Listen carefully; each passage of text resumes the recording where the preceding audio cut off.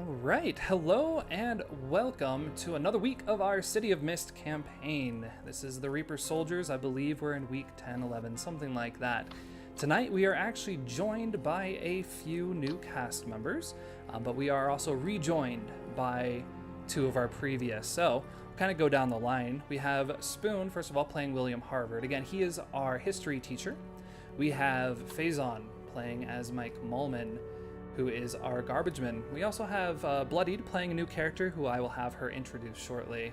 And we have Martian, who is also playing a new character who we will introduce shortly. So, last time we were all here, the crew had been investigating the missing boy.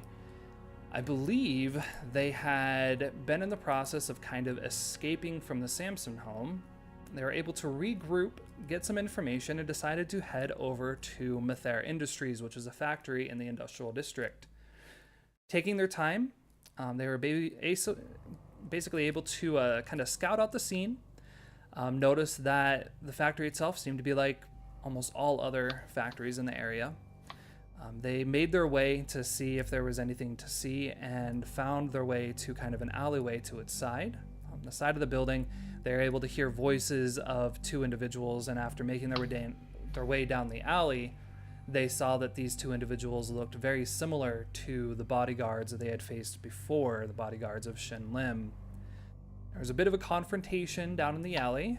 They at first tried a bit of trickery to gain access to this strange door they were guarding. Unfortunately, that did not turn out all that well, and that is when mayhem ensued. William came out with a sledgehammer and, knocked a guy's head off. The doctor ended up somehow making a leap in the jump onto a very tall gentleman and causing him to pass out with a bit of chloroform. And Mike disappeared inside a warehouse where there were 3 men and only one came out. It's still unclear exactly what he did in there, but there were pieces and blood for sure. They also encountered Shin Lim, the strange dealer, or boss. They tried to fight with him. He seemed to be very fast, very agile. He also seemed to enjoy it, in a way, this battle of wits, of strength. When it seemed things were starting to twist on their side, William charged in with his sledgehammer, thinking he would end the fight once and for all, and he got a solid hit.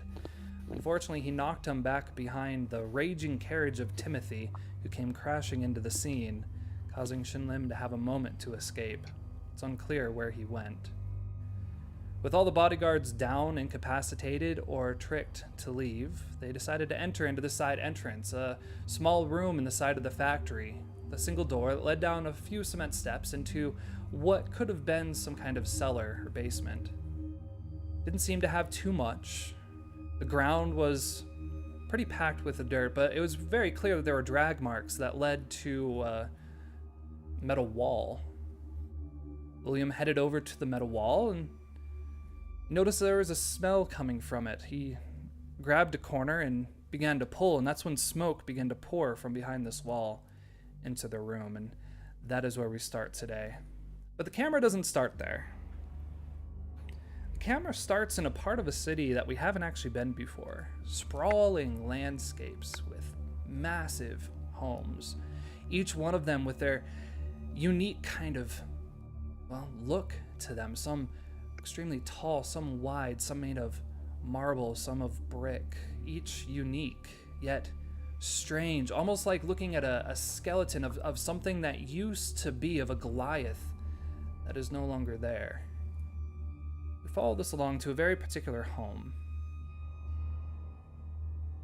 Give us an idea, Blanche, of what your home looks like as the camera begins to move up the driveway towards the front entrance. My home is tall, roughly 3 stories, made of brick. It's very clean lines and kind of the typical Victorian sloped, pointed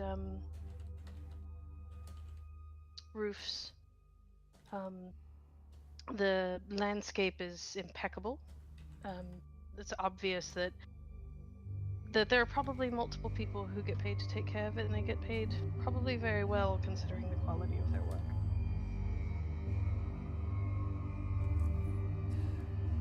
It would be probably about 10 o'clock on a Monday. As the camera enters inside the door, where would it find Blanche, and what would she be doing? Monday morning? Yeah, it'd be about 10 o'clock on a Monday morning. She's probably in the lounge working on her latest needlepoint project and kind of eyeing the clock for when she gets to leave. Looks a little restless, but doing very good at pretending not to be as restless as she is. And as this is the first time of us coming across Blanche, can you describe what she looks like? Blanche is very petite. She's about, pull up my notes, I'm sorry.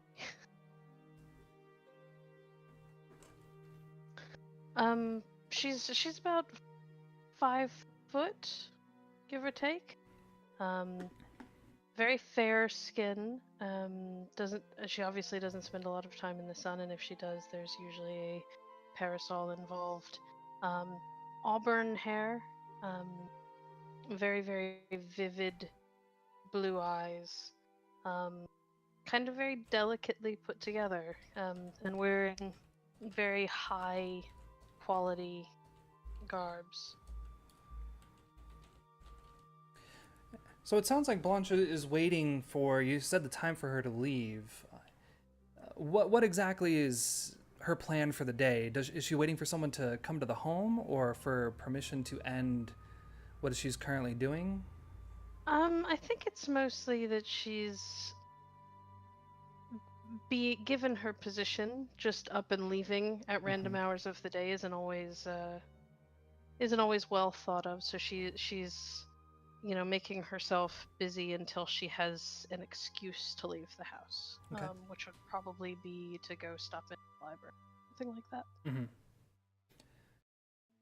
So it's been a little while since you first began to receive messages, word, some kind of communication from the Order, and describe how it is that you're able to, how do they contact you?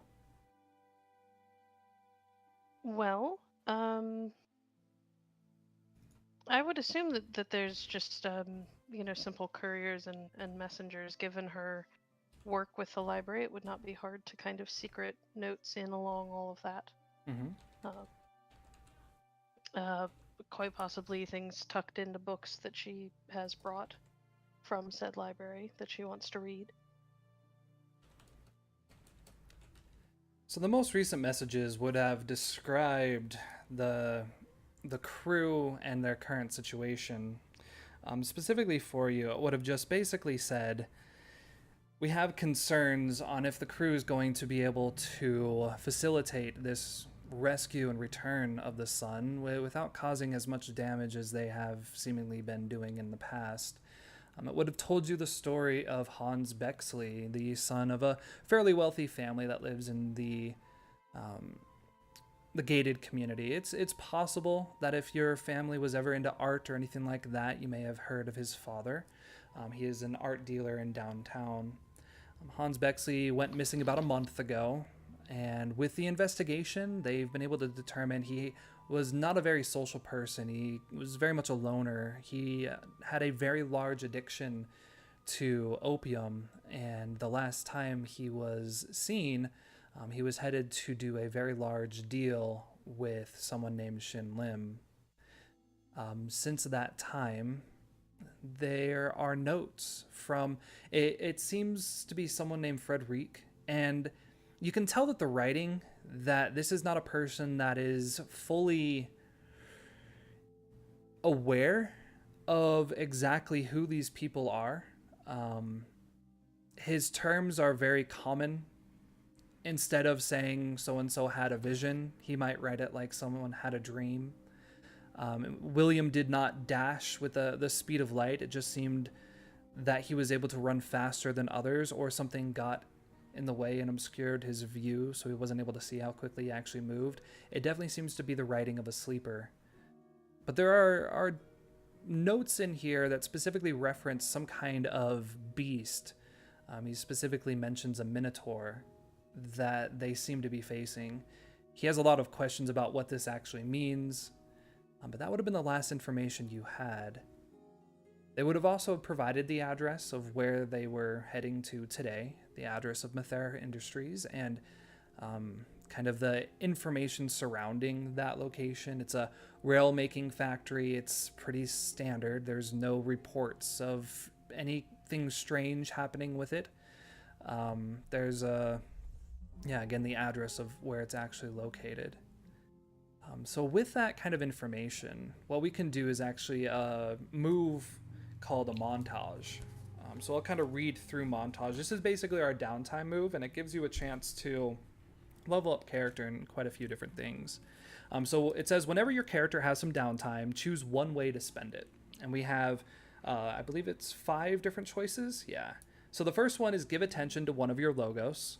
Tell everyone at the table how you do it and mark attention on that theme. So that would mean you're spending some time, possibly, let's say you have, working possibly for your brother or listening to your brother's advice, or doing something in the home, or whatever you might be doing to focus on one of those logos themes. You could also work the case, which means you're taking time, possibly hitting the streets to investigate, going to a library to look for clues, going and talking with officials, or meeting with a police inspector. So it says, tell everyone at the table how you do it, and then you gain 3 clues with a method and a source based on your description. A clue is an opportunity for you to ask me a question, and then I respond based off of how you're gaining that information. So that's what the method and source entails. The method is, okay, how are you getting this information? And the source is what's giving you the information. A few examples for that is you could go to a library, you could read books. So your method is by searching through the books of the library, and your source could be historical documents, a book by a specific author, things like that. You could also do an interrogation, where your method would be interrogation of a specific subject, and then that source would be that specific suspect. The answers are going to be different, whether you're getting information from a written book or from a person. So that's why it has you take down those notes. Luckily, with those clues, you're allowed to ask any question you can. Again, I will only be able to give an answer based off of what the source can provide. You can explore your mythos. So that's a chance for you to go into one of your mysteries, and you again explain what it is you're doing and how you're exploring that mythos. Then you gain 1 clue, and there's Thomas making a very early appearance this time. So hello, Thomas. Welcome to the game. Which means we have one of our new players making the role tonight, so that'll be a lot of fun. Oh boy. So let's cover this a little bit more. So with your mythos, you get to ask 1 question, so you gain 1 clue, again, very similar to working the case, that you can ask. And basically that is you trying to gain more information surrounding that subject. And you also mark attention. So again, attention is how you level up your themes. You gain attention through this method. You can gain attention through using weaknesses, and after you get 3 attentions, you get to level up that theme, get new abilities, power tags, all that kind of fun stuff. You can prepare for your next activity. So think of this as like, this could be a shopping montage where you're getting new clothes that are specific to what you're about to do. This could be a training montage where you're Rocky, getting ready for your next fight. You get to, again, tell us what you're doing, and you have the option of either recovering any power tags that you have burnt previously, or you get to gain juice. And again, I'm going to be saying these things. You're not going to click on them the first time, so don't worry. We're going to just we're going to say a lot of the same terms over and over and over again. But juice is another form of currency. Think of juice as you want to make something. Juice is how you do that. So this could be, I want a new weapon. Okay, I have a point of juice I can spend, and I happen to be out shopping. Perfect. I buy myself a new weapon. Juice can be used to create a story tag. So I am able to, use this torch that I have in my hand to create a fire. Well, that fire, that blazing fire, is a story tag. You just kind of spent a juice to do that. So it's a way to give yourself advantage. Kind of think of it like that. You have 3 chances to create unique advantages to whatever you're going into. And the last one is recovering from your last activity. So if you happen to have any ongoing statuses that are affecting you, so this could be you're hurt, your mind's screwed up, your finger is, frozen solid, whatever the case might be, we can work together to see how much time you'll need to spend to kind of get that healed or recovered from. So, with that very long-winded bit of information, what do you feel that Blanche would be doing for, the immediate kind of current times before she goes off to do whatever she needs to do for the day? That focuses more on the investigation. I think she would probably be working the case. Okay. Given that the Minotaur came up in the note, she'd probably be going to the library to look up as much information as she can on the myths surrounding the creature. Okay. Perfect. So remind me, tell us a little bit about the library that you go to. I think we decided that the library is in like the middle class district. Mm-hmm. Yeah, it was like kind of on the edge of the blue collar district and gated community, kind of in between those 2 districts, I believe. Right, disadvantaged in her worldview, but maybe not in everybody else's. And it's a fairly stately building. Mm-hmm. It's clean, very new, newly constructed. It's probably only been around for a year, maybe. Mm-hmm. She's one of many people who are sponsoring it. It's kind of her pet project. She is particularly entertained by the pursuit of finding places to donate books and kind of tracking down donors and all of that. And it's, she's kind of made it a point to give it a little bit of a woman's touch so that it's not just high back brown leather chairs and really boring brown leather or, brown wood everything. Mm-hmm.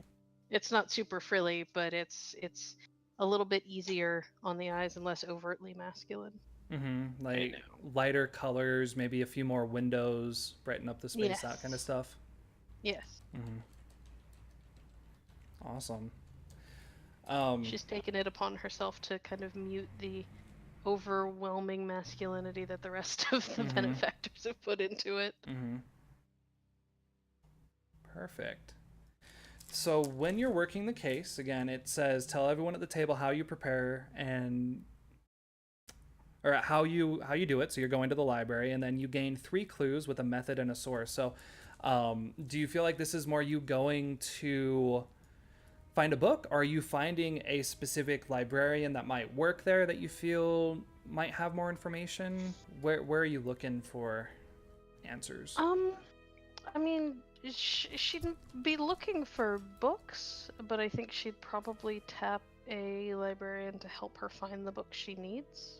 Okay.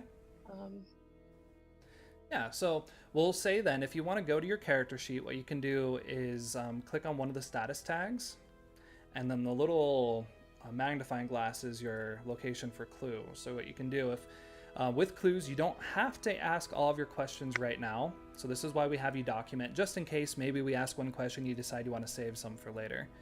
So you'll write a method. So you can just write method, parentheses or whatever. Do we have a name for the library yet? I don't think we'd given it one, no. Let's see.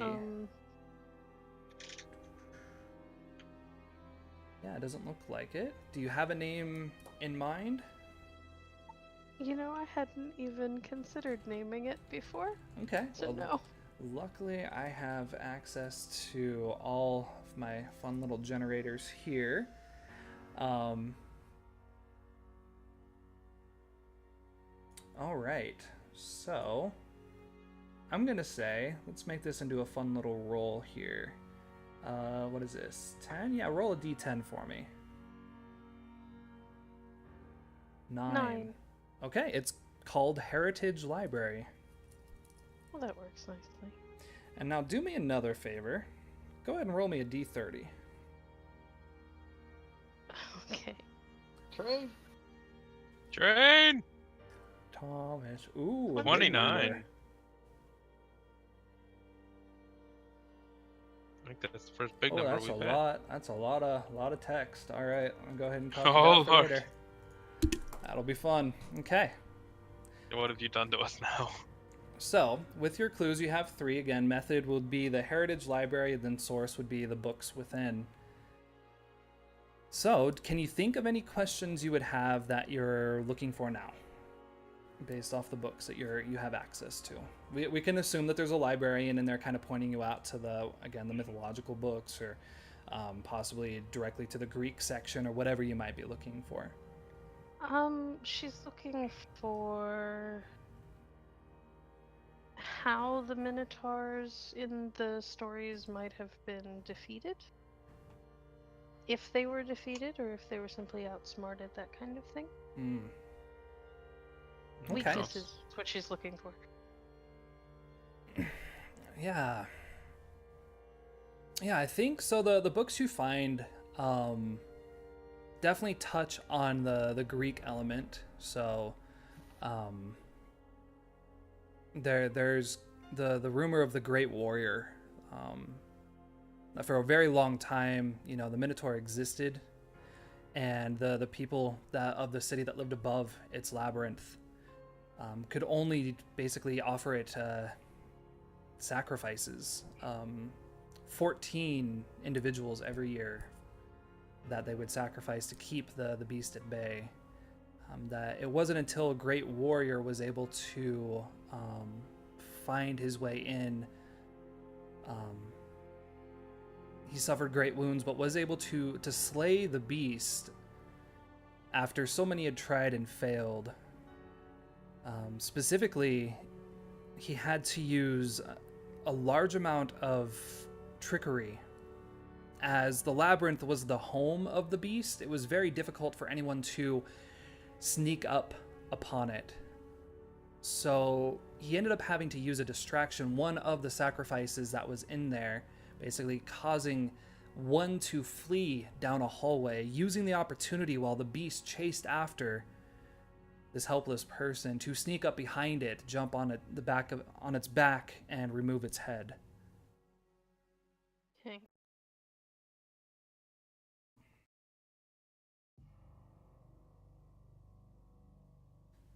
All right. So head removal and outsmarting it. Do I keep asking questions, or That is up to you. So with clues, if you have other questions that you can think of right now, that's fine. But you can also keep them. So say you decide to go there and you're in a situation and you think that there's a piece of information that you would have learned at this location, you can ask another question then. So it's completely up to you as far as when you pull these answers in. If you want to, you can also offer the table. If you think that the table might have a question that you're not thinking of and you want them to possibly tell it to you and then you ask, I'm okay with that as well. I have one question, and then I'm going to offer the third table. How exactly did the Great Warrior navigate his way into and out of the labyrinth? So, the navigation into... Luckily, he was able to find the beast fairly easily, as his entrance seemed to cause the attention, so it was a lot of trying to escape the beast. But before he had actually entered, he had approached an older woman, and apparently she had known about the Minotaur before. She imparted on him a bit of advice and also a bit of string. He was able to use this string to lay behind him as he navigated through the labyrinth, running away from the beast, and once the beast was slain, was able to use that piece of string to find his way back out.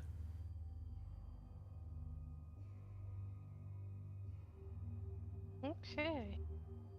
And final clue is the tables if they want it.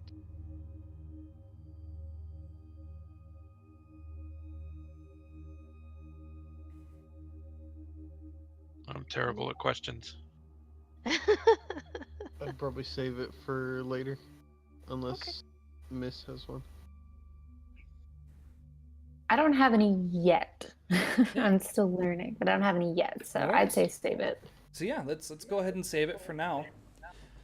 So then, with that information, what would Blanche's plan be? What would she work to go and find the crew to get this information? Would she be heading back home and like sending a report to the location they're supposed to be? What would her next move be? I think her first step would be to go and find the biggest ball of string she can, just in case. Mm-hmm.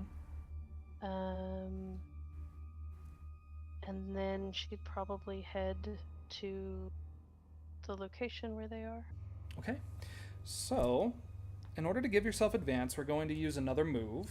So this move is called Change the Game. And it says, when you use your abilities to give yourself or your allies an advantage, roll plus power. On a hit, you get juice equals power. Spend your juice to gain the following effects, 1-to-1. Some of those effects include creating a story tag, like a big ball of yarn, burning a power tag or story tag, so that could be putting out a fire that might be existing, or give or reduce a status, so that could be, tying someone up with a ball of yarn, something like that. So when it says your abilities, that doesn't necessarily mean your mythical abilities. That could be your ability, the fact that chances are at home, you might have a bit of knitting yarn, something like that, or you would have access to a large quantity of yarn. So, if you go to your character sheet, take a look over your power tags, think what's going to help you find the biggest, most amount of yarn that you possibly can, what tags are going to influence that. You can select up to 3. If you think there is any weakness that might be applied, you can definitely invoke that if you wish. That will give you attention. If you don't worry about it. And then when you're ready, go ahead and click the Change the Game option from the very top of your sheet. And you said there could only be 2 tags from 1 card, right? You can use as many tags from as many cards as you'd like. Basically, there's 3 total. So you can use all 3 power tags from one theme. You can spread them out between multiple. Where you get the power tags doesn't matter. It's just a maximum of 3. Okay. Well, since she's looking for string and or yarn, I think a woman of her time would apply. She'd know where to go to get them.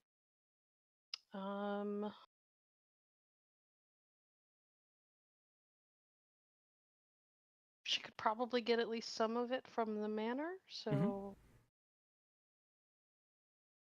And...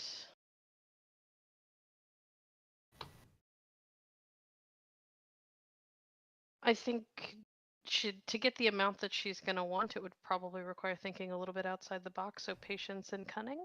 Yeah. I will take it. Okay. And then click change the game? Correct. Yep. Oh. You head back home after, a bit of time, maybe an hour or so, 2 hours studying in the library. As you begin kind of looking around your different rooms, your crafting rooms, kind of searching for yarn, you hear the front door kind of close. Do you have a butler or anything, some kind of servant? Oh yes, for sure. There's at least a butler and a housekeeper. You hear some conversation happening, and after a few moments, your brother Elijah kind of enters at the room. Sister, here you are. Kind of looks around the room. Kind of a bit of a mess. What are you doing in here? I'm looking for a very particular color of yarn that I had from an old project. Can't seem to find it. Oh, look. We don't have time for that. The boss of well, the company I was talking to you about just the other day. Look, he's coming over in about an hour's time. He wants to have a bit of a late day tea. I was wondering, he's bringing his wife with him. You will be able to join us. Yes, he'll be here momentarily. Perhaps go and get dressed in your best garb, and yes, we can have a bit of tea. I think he might be just right there to allowing me to invest in his company, and you know how well that will be for us. Well, if it's that important. Course. Of course I will. Ah, very good. Yes, yes. Go and get changed. They'll be here momentarily. I'll get the rest of them get teas what else? He seems to be very kind of distracted, lost at mind, and kind of mumbles to himself as he exits and begins to walk down the hallway. I'm gonna stop him as he goes to walk away and have him turn and like straighten his tie. And kind of looks Go at take a breath. Get ready. I'll handle it. Just go settle. Yes. And then I'm gonna go start giving orders to the servants on what to serve and how much, and then get changed. Perfect. So as we kind of fade off of you kind of going down the stairs, kind of ordering the different servants to go and start the tea and the different foods and all of that, we the camera fades out from that scene and fades into another part of the city that we haven't really seen before. The road is dirt. The buildings are normally about 2-3 stories tall, a lot of older brick. The light here seems to be kind of a darker orange. Maybe it's just because of the variety of different flags and banners that are hanging around all over the area. A lot of the businesses seem to be more of the risque. Definitely a few brothels, a few bars, a few different opium dens and the such. The camera kind of goes through this crowd of a mixed identity, men of all shapes and sizes kind of entering and exiting from the different buildings, a few women kind of making their way up and down, very few children in the streets. For those of you that have been there before, you would recognize this as the red light district. The camera stops in front of a particular building called the Golden Ray. Ember, do you mind describing what the Golden Ray looks like? Yeah, so the Golden Ray is a shorter building. It's kind of unassuming in comparison to the ones next to it.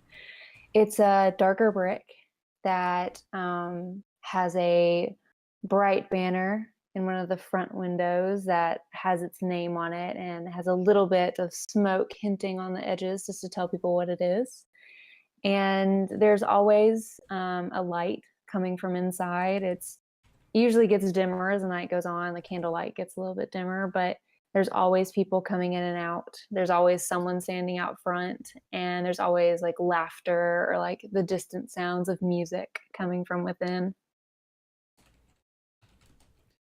As we kind of enter inside the room, the smoke kind of clears, and we see Ember in the back. You seem to be having a conversation with one of the employees. Do you mind describing what Ember looks like and then what you're doing today? So Ember is about 5'7". She's a little taller than a lot of the other women that she's around, and she tends to use that for her benefit. She has a darker complexion with very bright eyes. There's something that definitely like bring attention to her face and usually make people listen to her, even if they don't particularly hear what they're saying or what she's saying. They listen. She has curly hair that is either cascading down her back because it is quite long, or it's pulled up in a nice updo. She really focuses on clothing that is very bright, but also a little more revealing than some of her counterparts would wear. She always has a necklace on that is the shape of a lion's head. And if anyone were to ask about it, she would say it's her most prized possession, aside from the Golden Ray, of course. And she has a very sweet smile, and her lips are always lined in red. And who is the employee you're speaking to? So the employee that I'm speaking to right now is one of, we'll call them baristas. They're the people that handle the opium amounts that are in some of the hookahs and that are in some of the apparatuses that people use. Right now, she's talking with a barista because one of her important clients seems to be low, and he has been low for a while, long enough where he pulled Ember aside to ask for more. Barista kind of looks. Oh, I'm so sorry, Miss Clement. I was just checking on them. I must. My mind must have just got away from me for a moment. I'll go and refill right away. There's no harm done as long as you move quickly. Of course, of course. Begins to kind of look for permission to head to the back room. Go. Hurry. Quickly kind of scuttles back to the back room. You hear some kind of clinking of cans, a bit of ruffling, and then immediately comes over. You can tell that he's carrying a bit more than maybe the normal amount would be, kind of a stronger hit, and goes over and takes the foil, kind of cleans it off, gets all of the waste off of there, places the larger kind of batch, and has a bit of a conversation with the client. Kind of looks over to you and just kind of gives a quick nod of, okay, I think everything will be okay. Describe your normal kind of clientele from the day to day. What are the normal folks that tend to come into the Golden Ray? Quite a vast array of people, to be honest. It can be anyone from like a simple street rat that wants a hit and can afford it, or it can be some people that you wouldn't expect, maybe from the gated community that have some woes that they need to get handled, and so they come here and they find a place where they can find relief. Anything that happens here does not leave here, and she has a very strict policy about keeping your mouth shut. So the people that can be here are just your everyday run-of-the-mill, addict, to someone who comes in twice a month to meet with certain investors that have a certain need. Mm-hmm. So lots of people. Okay. And it's fairly recently that you also started to receive messages from the Order as well. How is it that they reach out to you? How do they contact you? Well, they reach her in a multitude of ways. It seems to be their favorite way to send in smaller people, usually children, with small notes early in the morning when the clientele have left. But it's these children with these notes. They come in, they give them to her. She thanks them, gives them a couple shillings, and they run away. Mm-hmm. Or whenever she gets some of her shipments in, they come in notes taped to the underside of boxes or the underside of the wrapping of boxes, that type of thing. Mm-hmm. So most recently, the notes you would have been receiving were also seemingly from this Frederic individual, and he was detailing a new kind of opium that they had just recently discovered. It seemed to be purple in color, and the notes from a doctor, Dr. Timothy, seemed to dictate that it was very stronger, and there's even strange notes that there are apparently portions of blood and metal that seem to be incorporated into the plant. It also would have notated where the crew was going. Again, information on Mathera Industries. A bit on the crew members that are within there, kind of their basic dossier there and the basic bio. What has the Order kind of asked you to do with this information? Well, I would believe that they would ask Ember to use her underworld connections that she has through the Golden Ray to find maybe a supplier who knows of this strain, or maybe a drug dealer that maybe has dealt with this strain before and maybe knows what goes into it and what side effects it could possibly have. That type of thing, for sure. Definitely using her contacts. Okay. So it sounds to me that for your montage, you are also working the case. Yes. So we'll say kind of, you're asking around.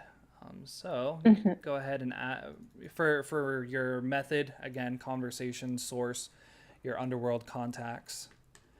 If you want to take any of those ideas and ask them as specific questions, I can provide information. Let's see. Okay, so I have 3. Let me think for a moment.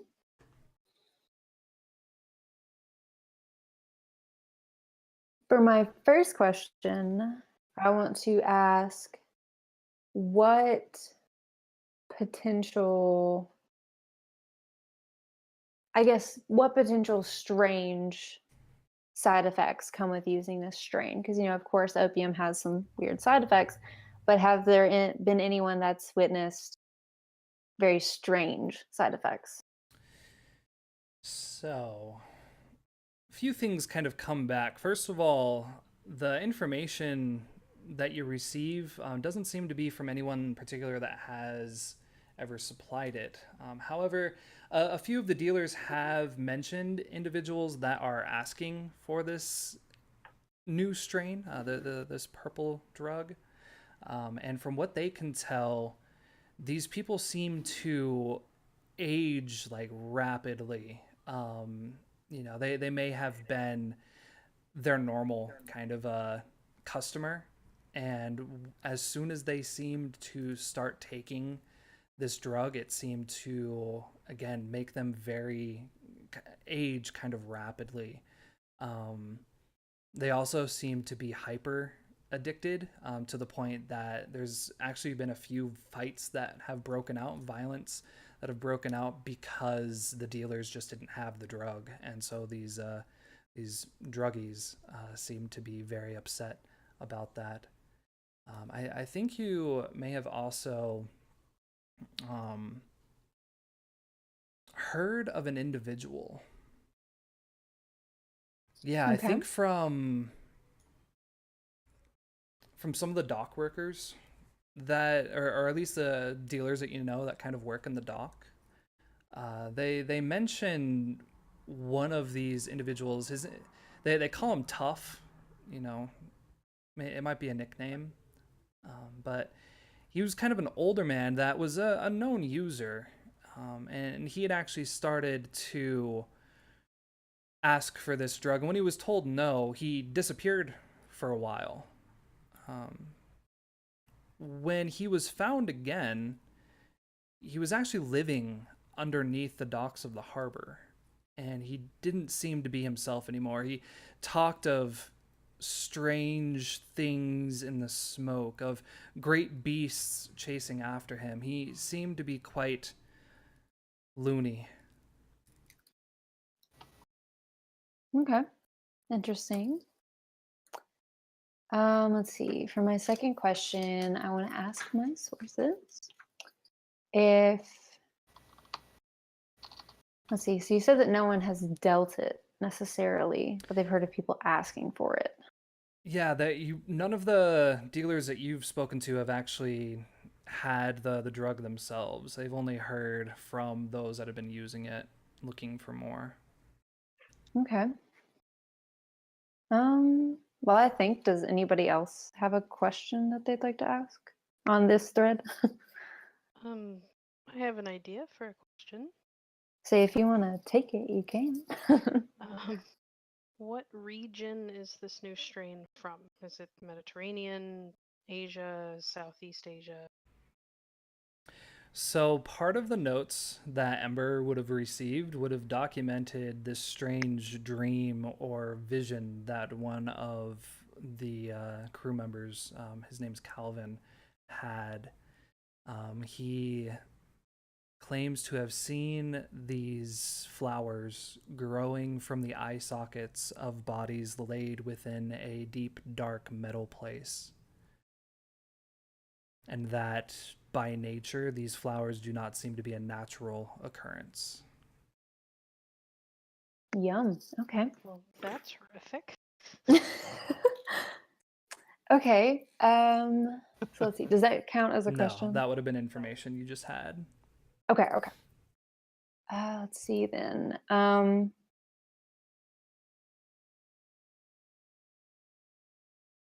So they wouldn't necessarily know the source, especially because they hadn't dealt it yet.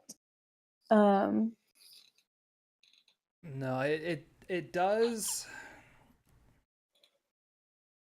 Yeah, I don't know. Maybe is that a question you want to ask? Is like try to find a source or locale on it?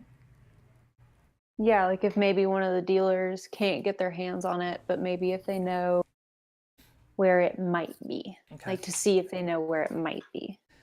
So, yeah, there's actually a few of the dealers that reach out to you that are kind of pissed off because a lot of their clientele have disappeared, primarily in the industrial and kind of the poorer districts.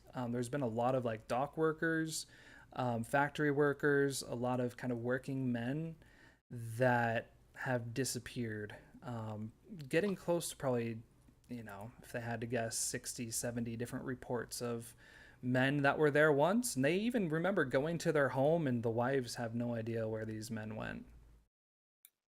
But it does seem to center kind of around that more industrial area. Okay, interesting. Does anyone else have any questions? Otherwise, I think I'll just save it because I'm wanting more information. I'd save it. Yeah, save it's probably important. Okay. All right, sounds good. Perfect. So with that information, what would Ember end up doing? Would she attempt to go...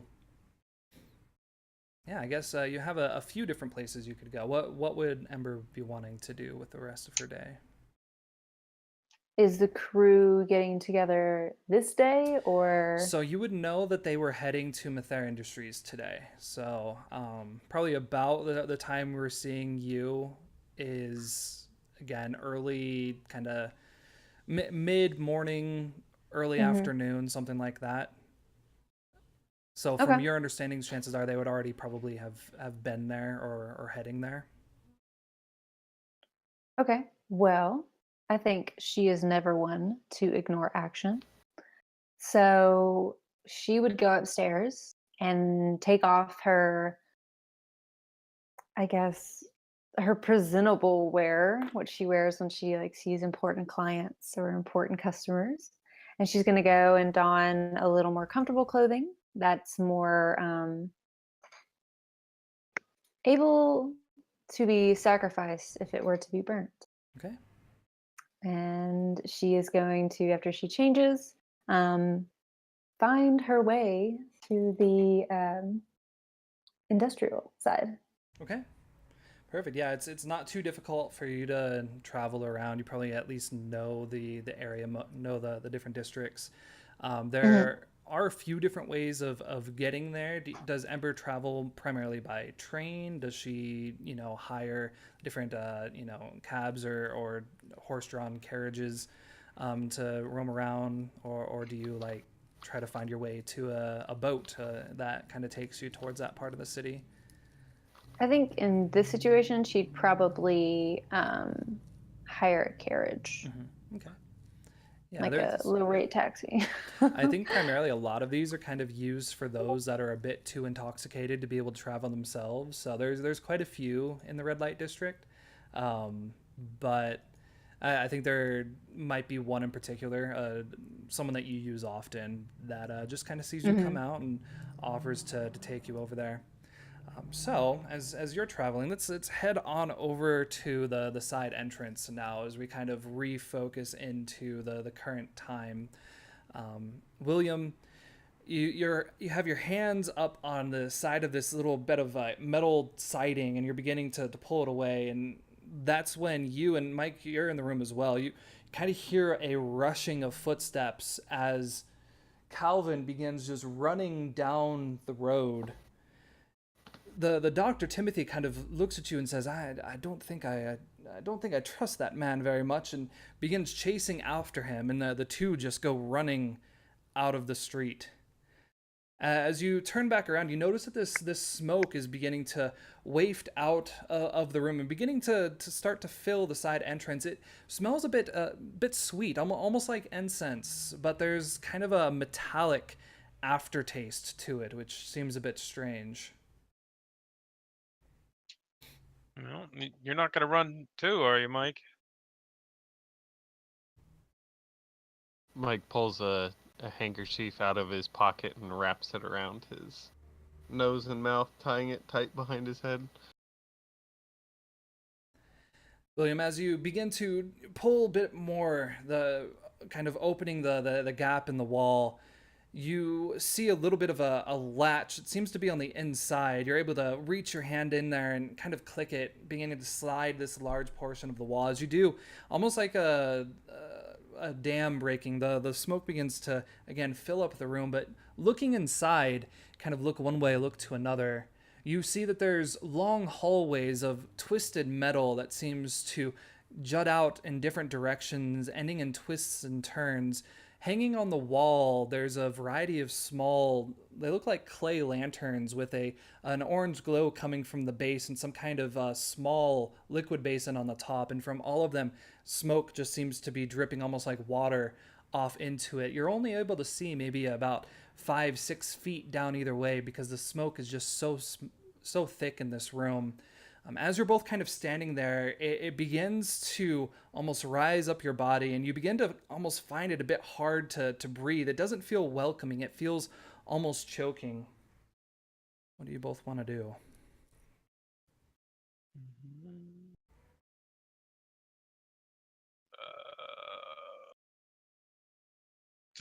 Can I move the lanterns? The Are they just, like, closest on hooks? one is, again, about probably 5 feet down each way. And as you kind of look through, you can see what appears to be these lights. There's more than one in the area, but the two closest to you are a couple feet inside the hallway itself, where the smoke is definitely thicker. Is the floor dirt? The floor is dirt, yeah. Which way do you want to go? Could just go straight. I have a sledgehammer. Can we tell how thick the walls are? Sounds like you're trying to investigate. I am indeed. I don't think I have anything for this, but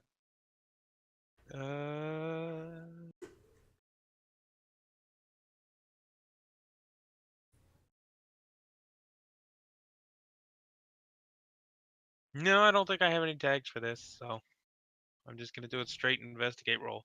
Okay. No. Wow. That's You like I've you never begin rolled a three to before. you begin to lean in to try to get an idea. You're like looking from where this little gap is that you've opened inside, trying to judge like, okay, this wall seems to be fairly thin. You look across and you see kind of the rusted metal siding over there. It's kind of twisting, and you're looking down the hallway to see if you can find another corner, and you just keep looking around, and you spend just a little bit too much time in there that the lights start to kind of flicker a little bit, and you find yourself kind of feeling a little bit lightheaded, and you come out, and Mike, you see as he comes out, a bit of smoke actually kind of exhales from his nostril and from his mouth. You take a mental trip 2 status as you've just sucked in quite a bit of this smoke. As you turn around, William, Mike seems to be...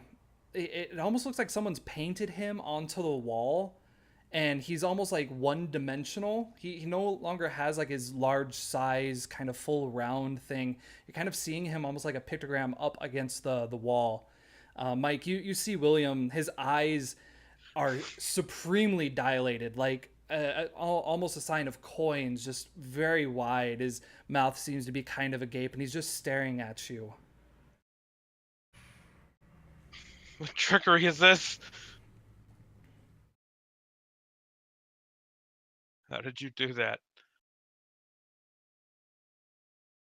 Oh.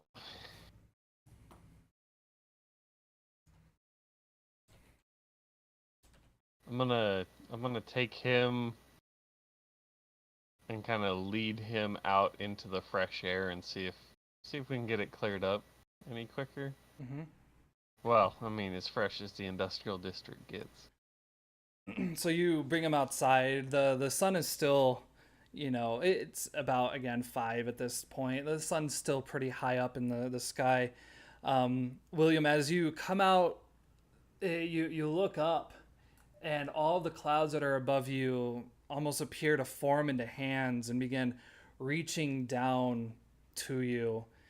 Ember, you round around this corner that you have the address of. You had to walk, a few blocks to kind of get here. And you look down this alleyway, and you see a very tall, large man in overalls kind of holding this still tall, but a bit more built man, kind of dressed up. You said you had like a white shirt rolled up, right, William? kind of Yeah. looking neat.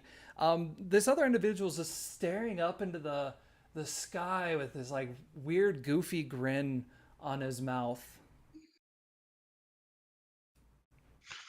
But you seem to be in the right place.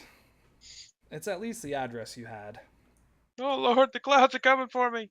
Run! The building itself is a large brick building. There's a bunch of windows kind of up on the upper tier that are just blackened with soot. There's 2 or 3 smokestacks that are jutting out of the top, just pumping black, thick smoke into the air.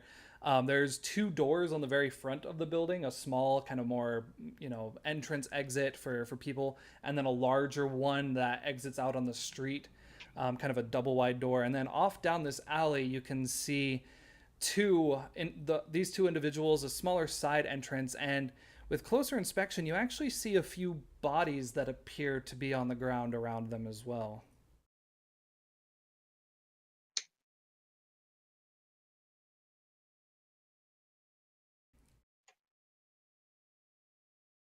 Does she know her microphone's muted? Not sure. Maybe I said the wrong name on accident. Yeah, maybe. Did I say Ember? Oh, I thought you didn't say Ember. I was listening for it and could have swore you didn't. I'm sorry. No, you're good. So yeah, you come across these 2 in the alleyway of the building that you had been trying to get to, and there's a couple bodies around them as well. The tall, skinnier one seems to be staring off into the clouds.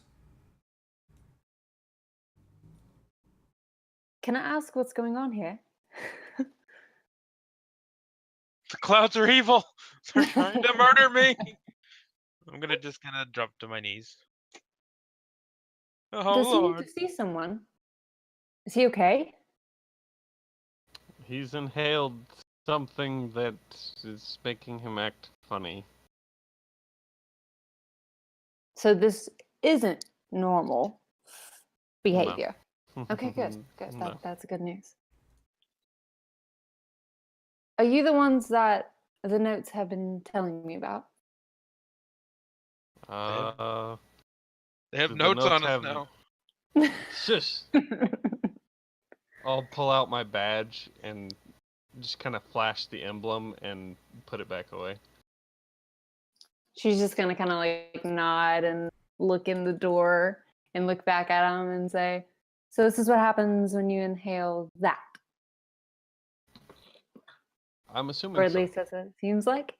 Yeah. Okay. Because he went in and then he comes out acting all weird, and I'll kind of push him to the ground. I'm already on the ground. Well, you were kneeling. I pushed you over. Ah, the clouds want to kill me. Help me. So she typically would have herbs with her that may like null the effects of opium. Like, if someone overdoses, she may have something with her that can like kind of like what's it called? That cops give people that are overdosing. Mm-hmm. Whatever that is. I feel like she would have something kind of like that. Okay. Maybe she can try to give that to him. Perfect. So that sounds like a change of the game. Okay. So what you're trying to do is you have the option of either creating a story tag, which means actually having a physical item. You could also then use that item to reduce his status a bit. For some reason, Roll20 is just not working for me at all today. But go ahead and look at your page and figure out what kind of power tags would, again, dictate you having this item on your person, and then give it a roll. I'm going to try to refresh again. Keep saying the page is unresponsive, which is lots of fun. Oh, well, I clicked change the game too early. Ignore that one. I didn't put any power tags on it. So let's see.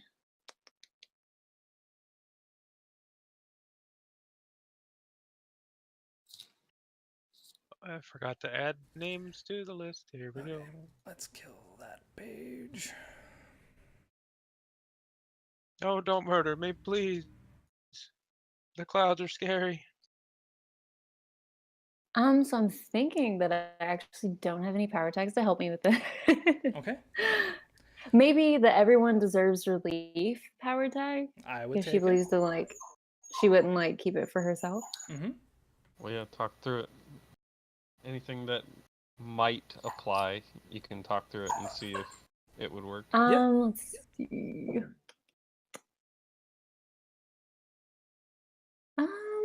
Maybe maybe they can't be too safe because she would want every resource to like be protected and to protect others. Maybe. Yeah. Yay! Sure. Okay, so I'm gonna steal both of those powers. Okay, now here's the real one. Okay, perfect. Woohoo! So you have 2 juice. So what you can do, you have the option of creating a power tag, tier 2. So that would completely clear him of his current status. If you want to, let's see, spend your juice game for the follow effects. Yeah, so if that's what you want to do, you can do that, or you can just create the item itself, which then he can use to try to clear the status from himself. You have 2 ways of doing this. You either can do it like a one-time thing where you absolutely clear him for now, or you create a story tag, which would be opium nerve agent or whatever it's, I don't know, caffeine pills or whatever you have on you, which is then something that considered, could theoretically be used again. Exactly. Give me the cocaine. It's a story tag, which then gives a bonus of +1 or -1 for any roles that it might be applied to. Okay. Let's do that. Let's create the story tag. So just in case you go in there and someone else gets hurt, this helps them. Perfect. So yeah, let's do that. So what you'll do is under your character card, there's a little section that has story tags. So what do you want to call these? Let's call them. Oh, it's called Narcan. That's what it's called. So let's do.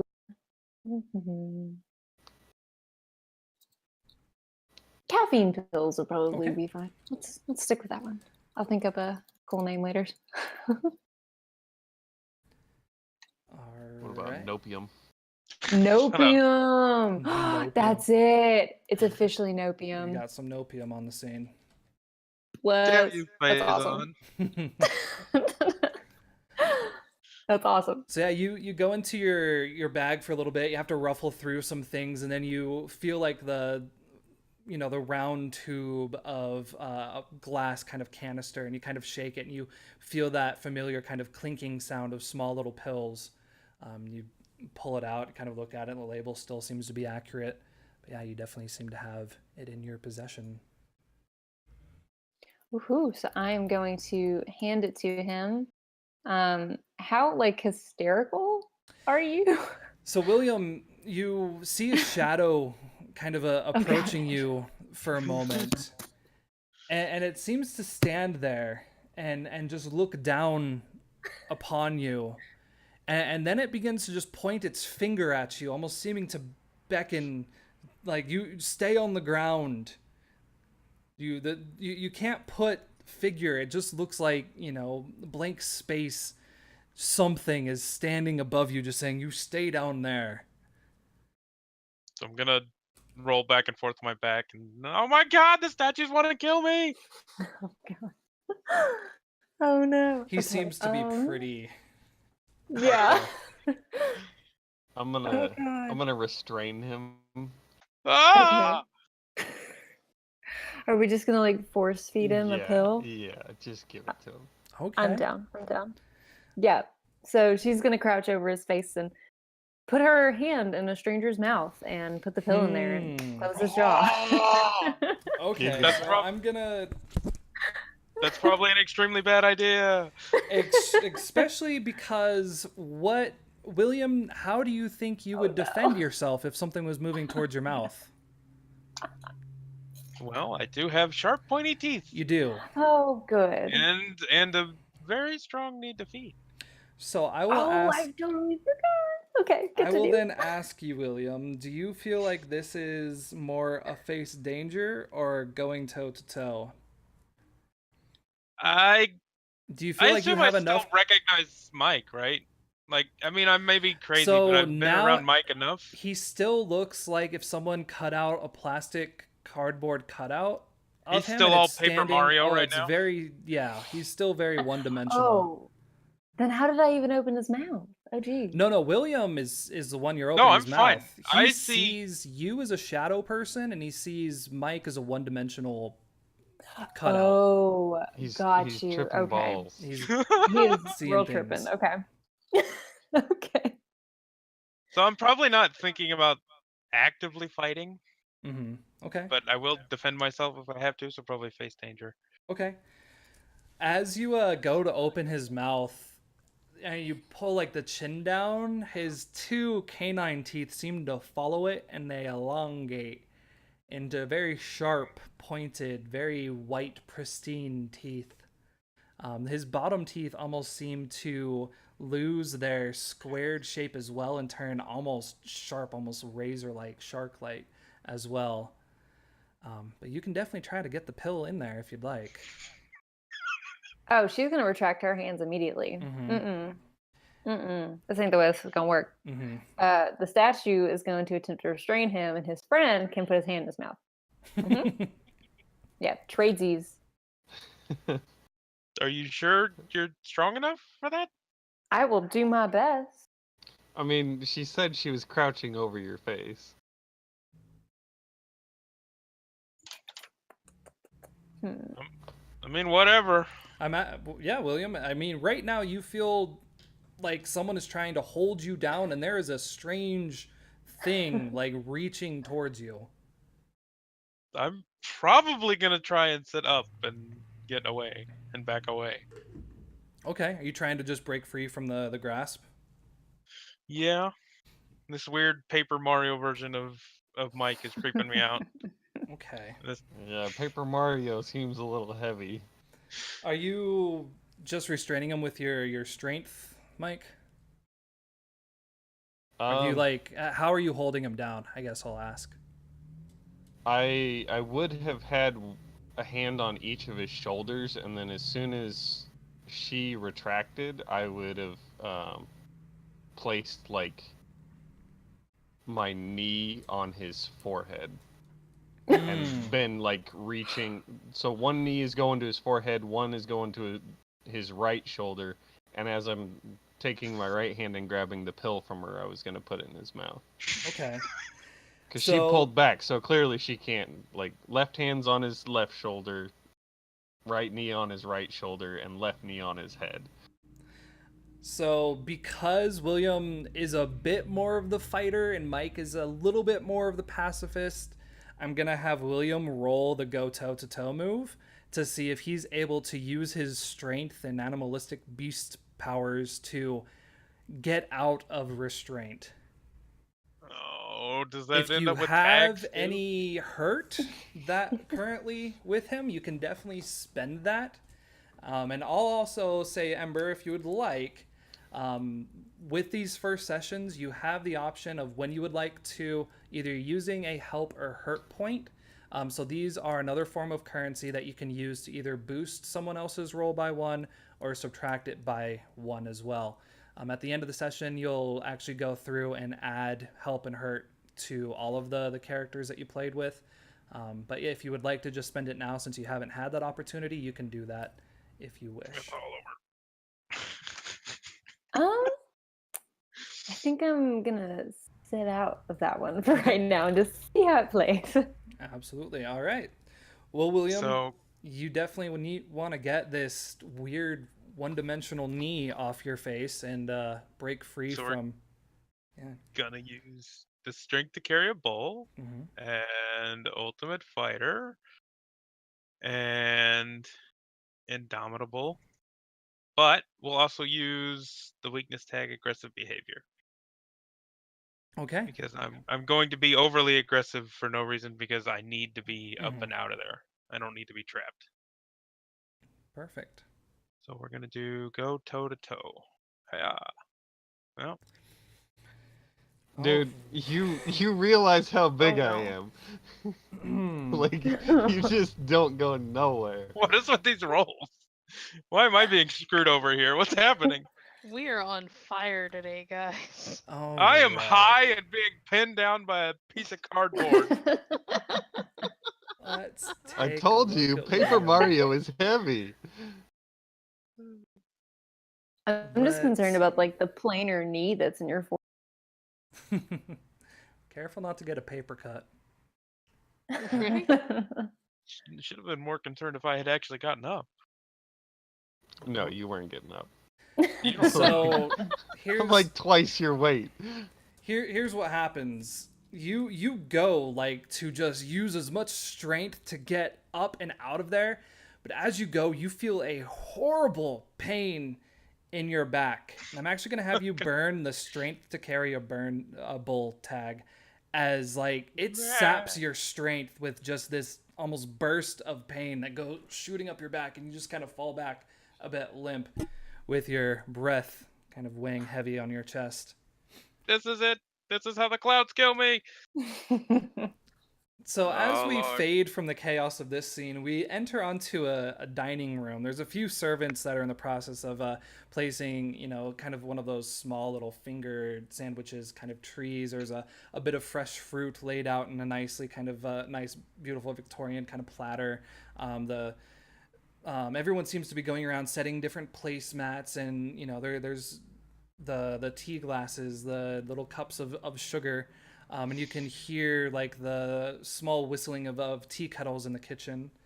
Blanche, do you find yourself... Yeah, what do you find yourself doing while everyone is setting up for the arrival of the guests? Well, getting into and out of proper ladies' attire takes a while, so that probably would have taken up a fair chunk of time. Mhm. Beyond that, I think she's a little worried about the fact that she can't leave to go help the group, or the crew. So could she maybe try to use her divination stuff to see if she can get a glimpse of what's going to happen? Oh, absolutely. So you get a bit of time, kind of privacy in your room. Do you have someone that helps you get dressed, undressed, all of that, or is it kind of just something you do it on your own? I probably would have had her. No, you know what? I wouldn't need help with this part of it because she probably would have helped me into the corset and everything much earlier Yeah. today. Okay. So yeah, you definitely have a few moments while everybody's still setting up that you kind of sit down. What do you actually do to get into this mindset? I will sit at my dressing table. I'm going to use the mirror as kind of like a vertical scrying pole kind of thing, and I'm going to try and focus and think about the location that I know that they're going to, and if I had gotten copies of the same dossiers, probably would have been trying to picture them. Absolutely.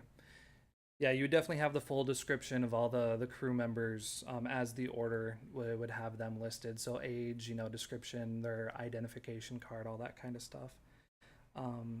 Perfect. So I feel with this, it's going to be an investigate roll as well, because you're trying to get answers for the future, which is awesome. Now we have some seers. So yeah. Psycho. I prefer the term. Now to figure out one of these, what's awesome about the Powered by Apocalypse games is that you basically play to find out, which makes these kinds of questions a bit interesting. How do you dictate without railroading? Can you actually see? Is it a true power? Or are you Well, just a phony with a floating crystal ball on wires? Her weakness tag is that the future is mutable. So she can see things. That doesn't necessarily mean that that's how things are going to play out for her. Yeah. But she's trying to get some insight into what they're going to be dealing with in hopes that she can try to help despite the distance. Or at least know when she absolutely positively has to get there by. Probably the moment before I kill everybody. I just broke your back. You ain't killing nobody. It's not the first time you've done it, and it's not the first time I've murdered you. So I'm thinking tags would be premonitions, obviously, and glimpses of the future. Okay. And cast magic spells? Yeah. Maybe? Yeah. I think, I mean, obviously you have to use a bit of magic to summon it? get in here. Yeah. Yep. Okay. And Okay. So that's still okay. With a 7, you still get 3 questions. It just means that I can choose one. Your investigation exposes you into danger. The clues you get are fuzzy, incomplete, part true, part false, or whoever or whatever you are asking the questions can ask you one question as well.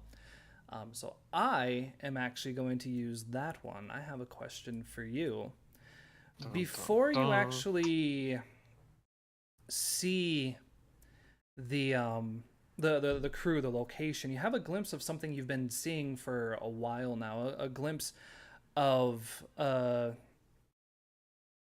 your dream, like the future of your family, yourself, your brother, of something where it feels good, it feels welcoming, it feels like what you want to be. What is it that you see? What is different about that future compared to where you are now? ooh, it has to be something that I want, or something that my mythos wants. So that's up to you. It's something. Think of this as, you know, your that dream you have that you wake and you feel both empowered and longing and wishful and hopeful towards. Where it comes from, I'll leave that up to you. I think I've been having a dream for basically since my powers first awoken, where I still have the standing and the stability that my family name gives me, but my future is much more my own than the men around me. If anything, like I'm married, and for some reason it's what happens with me and how my life pans out is much more my choice than his. Which would probably be really, really empowering and something awesome to think about until she's awake enough to realize what she's considering. Mm-hmm. And then feel slightly uneasy about because it's not accustomed to it. That's not something she's accustomed to considering. Absolutely. So as you kind of fade out of that presence, you begin to catch glimpses of the future. How does the future end up kind of describing itself to you? Is it through actual visions? Is it through fade memories? How is it that it tends to describe itself? I picture it because there are so many possibilities that are going to play out, that could play out for her, that it's probably kind of snippets. Have you ever seen, like, in a movie where you get just those brief flashes of different things, Mm-hmm. and it's kind of like this weird collage of different images and moments in Mm-hmm. time, and then you kind of afterwards have to try and piece together everything that you saw. Yeah. So it would be very rapid fire and a little bit difficult to follow, but also something she's starting to get used to because it's been happening a lot. Okay. Perfect. So you have 3 questions to ask. What would you like to ask? Well, I'd like to know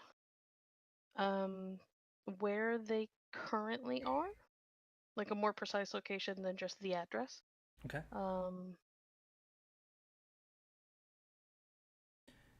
You begin to receive flashes almost as if you were a bird in flight, but the blur every time the bird kind of blinks, you see a new location. You rise up and above the mansions and begin to fly south towards the main city. You see the large bit of smoke, and it begins to, every time you blink, you get closer and closer to this large cloud of smoke that you know hangs over the industrial district.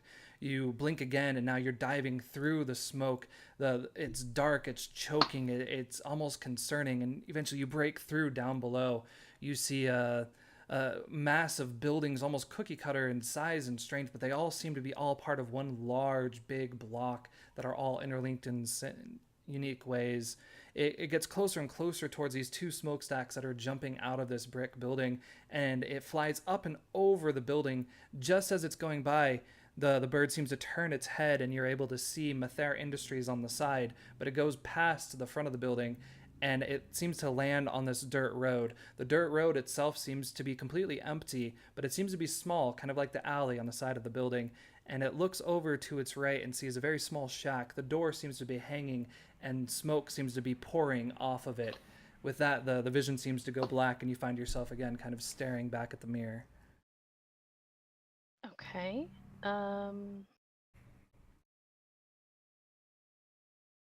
Next question is,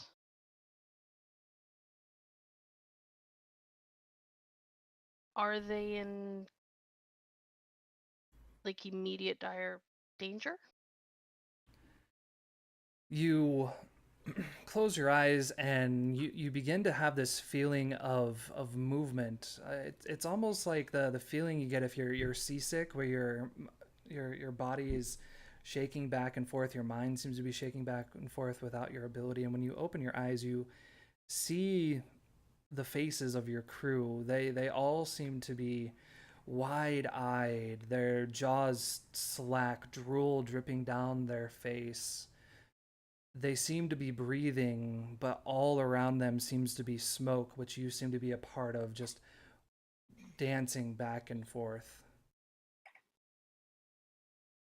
Okay. All right.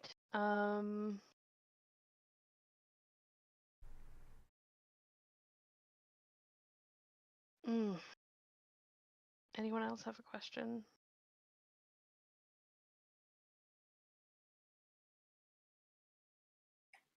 Thank you. The shrug was helpful. The mirror does not respond. Okay. If nobody else has a question, then I think the final question will be, what can I do to help from here? Send more drugs. Oh my god. Or less clouds. It's an interesting question. I guess, what kind of resources does your family tend to have? I mean, the family's fairly wealthy. I was thinking less those kinds of resources and what can she personally help with, like she's got magic and all that stuff. So is there, anything she can do to help mitigate the dangers that they're facing before she can get there? Was what I was looking for. As far as the family resources, it's things like, she would not have a hard time finding a way to get there if she needed, like, fast transportation. She, she might even know somebody, know a family or somebody who's invested in one of the buildings in the area, that kind of thing. One of the companies, not buildings. Investing in a building is silly. What kind of magic have you been using recently? Recently I think she's mostly been practicing the shape shifting and such, but she's probably managed little things here and there. She's got a garden, so she might have practiced some minor weather manipulation stuff to try and help plants grow better by giving them more sunlight or less sunlight if they're getting overexposed, or more rain. Things like that. Make the clouds go away. That's what I'm trying to think how it would respond, because the distance alone is going to be quite large. So I think, yeah, you could definitely. I think maybe the smoke is what draws your attention. If there's a way for you to help battle that smoke, it might give them an edge. But I think on top of that, there's a clear kind of sign of them being lost. You no longer see them kind of slack-jawed, but just going in different directions around there. And as your eye awaken, you see this large, ball of yarn in front of you. And just as your eyes awaken, there's kind of a soft knock at the door.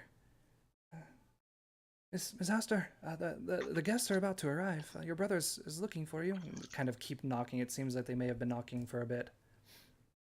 I'll be there in just a moment. Very, very good, very good. Hear them kind of wandered off down the hallway. So is the yarn that she saw, is that actually in front of her, or was that in her vision? Yeah, as your eyes kind of re-envision it, you see the yarn. You had been able to get the yarn itself. It's just you, unfortunately, your brother kind of stopped you from leaving. So yeah, you see the yarn there, and you have a feeling that there might not be a lot you can do here, but definitely if you're able to bring this to them, you might be able to help them not get lost. Okay. I'm gonna tuck the yarn into like a bag that I would take out with me when I go out. And then I will head downstairs. Unfortunately, there's not much I can do from here. As you begin to make your way downstairs, the front door opens and you see your brother kind of at the entrance. He's shaking the hand of probably a 40, 50-year-old man. He's wearing a dark kind of a suit. It has kind of a wide, V on it. His white shirt is almost a bit wrinkled, disheveled, and he's wearing a bow tie. His wife, the man's wife, is standing next to him, and she has a large, kind of dark brown curls. They both look kind of like a German descent. Very defining kind of features. Your brother kind of shakes the hand of the gentleman and ushers them inside. He sees you up on the stairs. Ah, perfect timing, Blanche. Might I introduce you to Mr. Hogan, Tobias Hogan, and his wife, Nina. Tobias kind of looks up to you, gives you a smile, kind of tips his head. Mr. Hogan, Mrs. Hogan, how lovely to meet you. The pleasure is all ours. You have a wonderful estate here. It's been quite a while since I've been in this part of town, so it's always beautiful to kind of get out of the hubbub of the city, get some fresh air in our lungs. Kind of looks and slaps Elijah on the back. If you don't mind, a few of my workers might bring in the item. Would there be a good place for us to set up? Your brother kind of looks. Of course, yes. Perhaps in the back garden, if that would be okay, and kind of nods. Very well. And you see his wife kind of turn and talk to someone that you don't see outside of the door, and you see a few shadows kind of moving out back, or out in the front entrance. Okay. I'm going to... Can I kind of peek out the window and see what the item is, but do it subtly?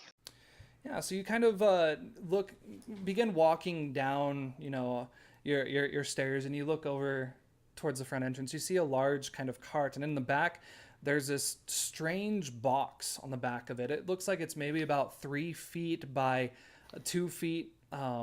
It has this long, it almost looks like an easel that someone else brings out, and on the front of this box is like this metal tube that comes out of it. It takes 2 men to pick this large thing up, and they kind of have it on their shoulders and begin making their way around. A third man follows behind with this 3-legged kind of easel, and they make their way towards the back gardens. I guess I will follow them. Okay. Is my brother already outside, or can I... You see your brother kind of lead both of them into the dining room, kind of ushers the Hogan family to sit down. But they're having a conversation, so it doesn't seem like he's noticed that you're not there quite yet. Oh, okay. Then I'm going to kind of duck into one of the side rooms and flag down one of the servants, probably one of the young men who work for us. Okay. Maybe a gardener or a footman or something like that. There's a bag up in my room in the corner. Inside of it you'll find yarn, and I need you to take it to a very specific location. I need you just to not ask questions and not mention it to my... There's a woman there who will accept it. She's going to be working on a birthday surprise for him for me. Very, very good, Miss Astor. I was going to take it myself, but it seems like I may be busy for... Very good. Where's the bag located exactly? Just want to make sure I In get the my right room? one. Right next to the door on Oh. the floor. Oh, okay. Do you have the address of where I need to take it to? Yes, and she's gonna find like duck into the study and jot down the address real quick. Okay. He kind of runs upstairs. You hear your door kind of open and then close. He comes down. What kind of bag is he carrying? Because of where she knew she had to go, it's probably a fairly plain, like brown linen bag. Nothing super fancy. Maybe Mhm. something that it looks like you could put laundry in if you were taking it to a special cleaner. Okay. And then she'll go and join her brother to make sure he's decently distracted. Okay. What is as you make the appearance, you can tell like they're having some kind of excited conversation about something that your brother's not quite understanding. Like you see the look of I'm smiling just because I have to, but I'm not quite sure what this man is saying to me kind of look that you've seen before. I will kind of sweep into the room a little bit. Am I catching any of what he's saying to understand, to get a feel for what's being said? So he's being very fluid with his words, very artistic with it. He is describing this contraption that is able to capture what he describes as the souls, the essence of people, to then have them reenact their lives at a later time, using a variety of strange pictographs and things. He's basically describing a camera, but again in very vague terms that you catch things like lenses, film, again contraption, souls, that kind of stuff. But it seems probably a bit unfamiliar to you as well. Okay. Then I am going to, in the interest of trying to let this little gathering play out, I'm gonna let him keep talking. And I'm just gonna focus on, his wife and being a gracious hostess. Okay. What was the address that you gave to I would have given the address to the address that I was given. Okay. Mythair Industries, but there would be a little note about finding like a dirt road in the back and going down to a side, the shack-like building. Okay. And what all, let's see, I guess with this, is your intention for him to store it there for you later, or are you wanting him to actually give it to someone? I told him to find a woman. I assumed that Ember's stuff would have been in with all of the other dossiers if she was going to be joining the crew. Okay. So I told him to find a woman who was there and that she would be the one taking over the project. Perfect. So he, scuttles out and begins to, actually take one of the horses. It seems to be off in the back, the workers' kind of stables. One of the not as nice horses, the work horses, hops on it and begins to ride off towards the city. You come in just as they're beginning to serve the first round of tea. The servants kind of go to each cup and begin to offer, tea, sugar, honey, whatever the case might be. And the woman kind of looks at you. So Blanche, quite a lovely house you have here. Yes, tell me what it was that you do. Your brother seems to be quite busy. You must also have so many interests as well. Well, aside from looking after my brother in our home, I am a patron of one of the local libraries. Oh, truly. The Heritage Library. It was opened near the gated community. Yeah, don't believe I've heard of that one. That is quite lovely. Tell me, you must have a favorite author then. Who might that be? Oh, but there's so many. I have quite taken a liking to Dickens, he's prolific. Takes a little while to get through his work, but it's interesting. She smiles and kind of, yes, I've heard of him, and I believe his work might be a bit crass, but to each their own. It's wonderful to see that. Well, it's very good that you're reading. As your conversation begins to taper, Tobias kind of stands. All right, what do you say? Shall we go out to the garden and see if this thing works? Elijah kind of stands.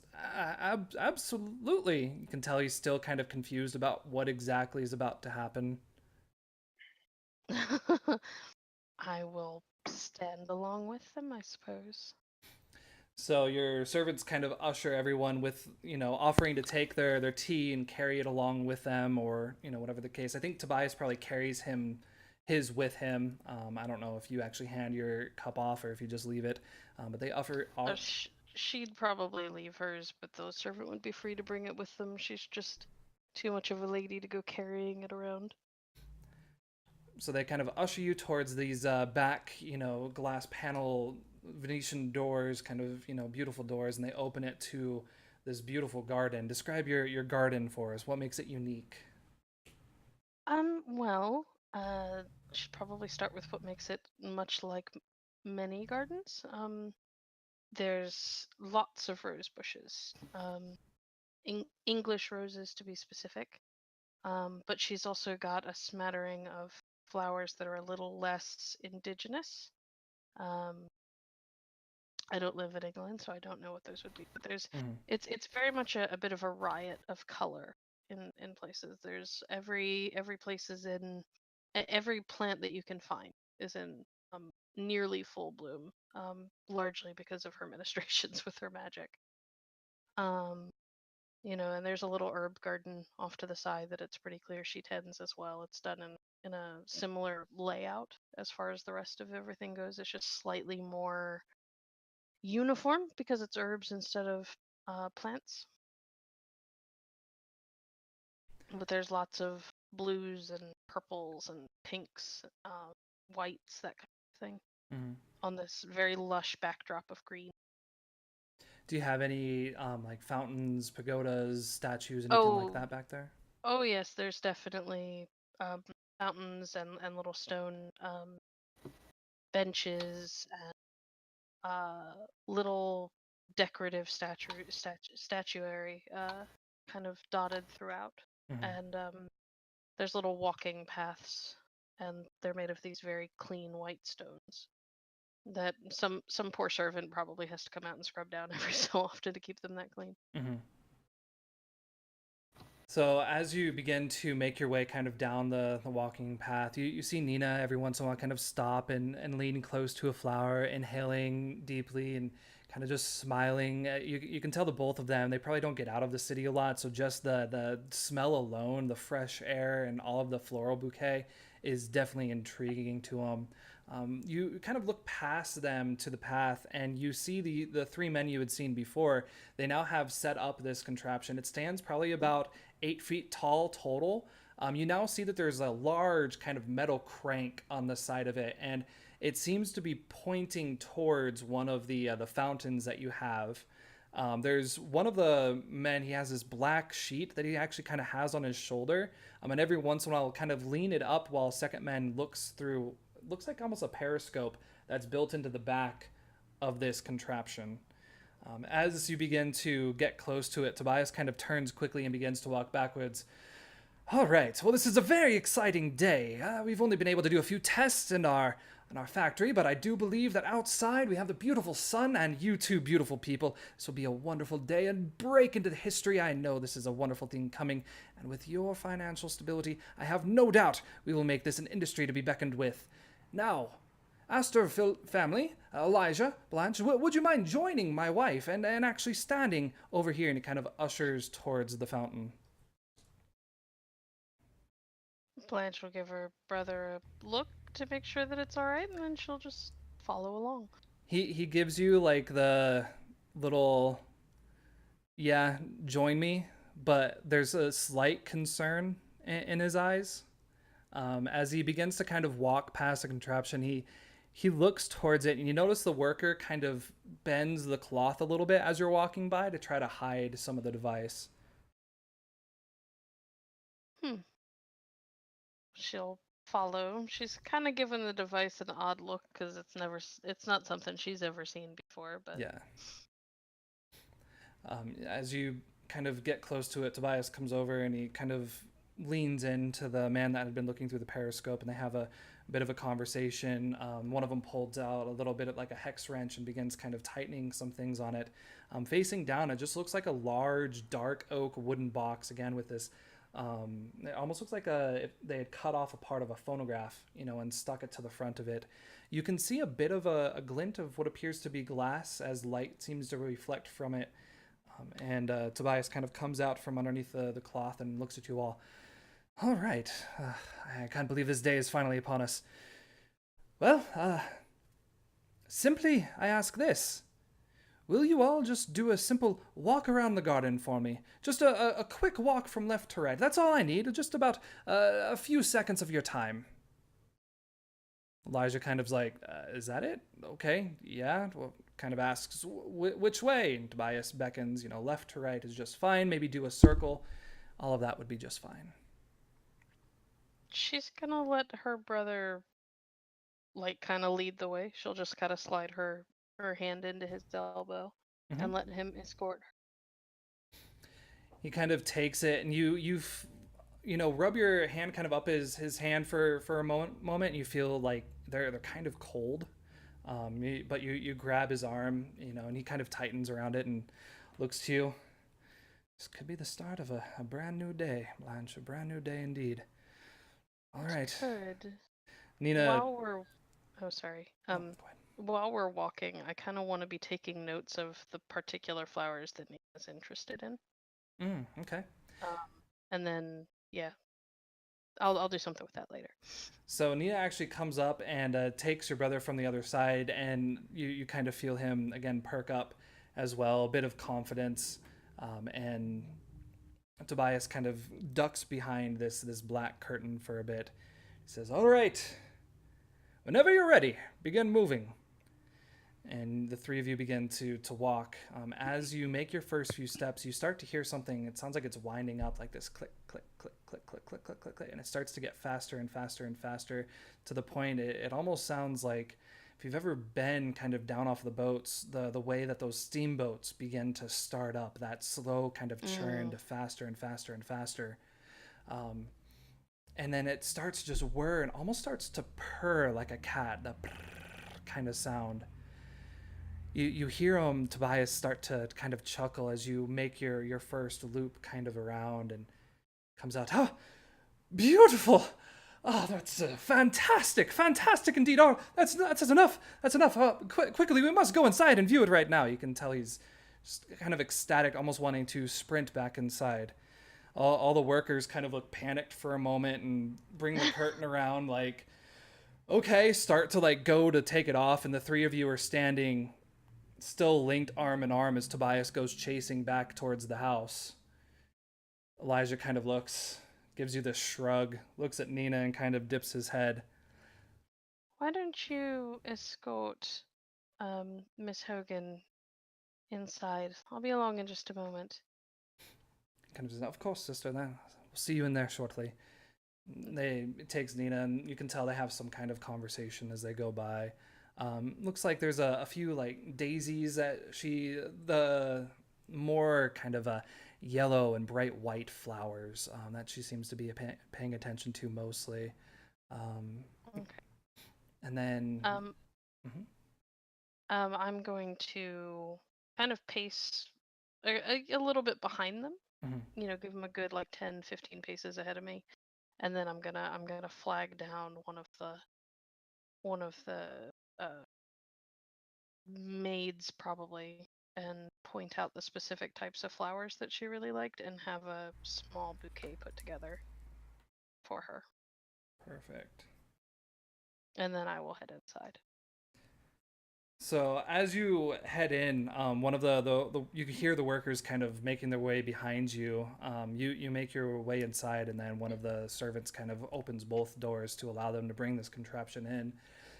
They take it into one of it, if you have like a den or kind of a study room, a book room, something like that in your house. They go in there, and Oh, for sure. your brother begins to go around and kind of any candles that are lit, he begins to darken them. And Tobias actually goes over to a bag that one of the workers must have brought in previously, and he brings out, it looks like a lantern, but it has a large piece of metal that seems to be stuck to the back of it. He kind of goes over to one of the candles before it's put out and actually takes it and dips it into the oil that's down there, and it begins to glow with this darker kind of orange glow. It almost looks like a train lantern, one of those spotlight kind of lanterns, and he kind of lights that and sets it down on the table, and then ushers the workers in. They begin to open the side, and right before the doors open, the taller individual grabs a black cloth and kind of holds it up and over the camera, and you hear some movement, the sound of metal kind of clicking, and he pulls out some kind of canister and sets it down on the ground.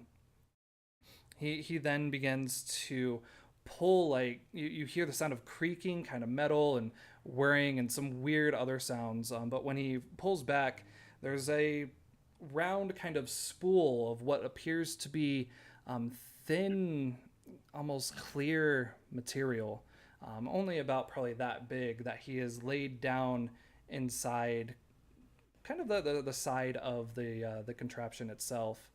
He places the light behind it, and he begins to slowly rotate the thing off on the back wall. You begin to see light first. It just seems like flashing light, and as he begins to speed faster and faster, you start to see light and darkness and shadows begin to reflect.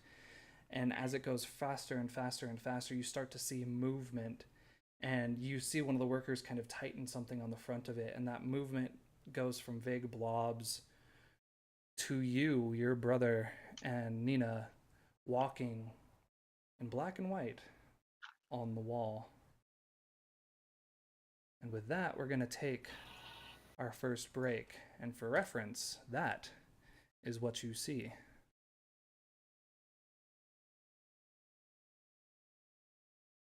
Figured you'd work in film in some way. So yes, let's take a quick 5-minute break.